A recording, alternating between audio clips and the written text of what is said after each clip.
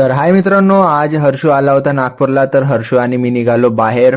कुठे जायचं तर तरी आम्हाला पण नव्हतं माहित. समोर जात होतं काय, एक ताई एवढ्या तगड्या स्टाईल मध्ये स्कूटीला पकडून जात होती. तसं करून आम्ही पोहोचलो बाज बाजार. आम्हाला काही सामान घ्यायचं होतं.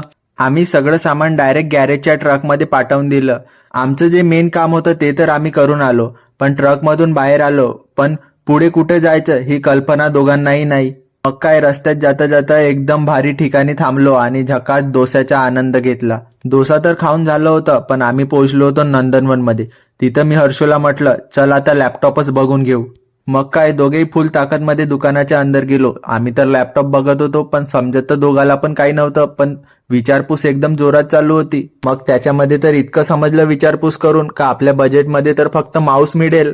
आम्हाला तर 1 TB वाला लॅपटॉप पाहिजे होता. ते काय, आम्ही दोघे पण बाहेर निघाल्या बरोबरच बाजूला बुलेटचं शोरूम होतं. आम्ही नवीन 2025 मॉडेलचे रंग पाहिले, पण मन मात्र थेट GT 650 कडे आकर्षित झालेलं.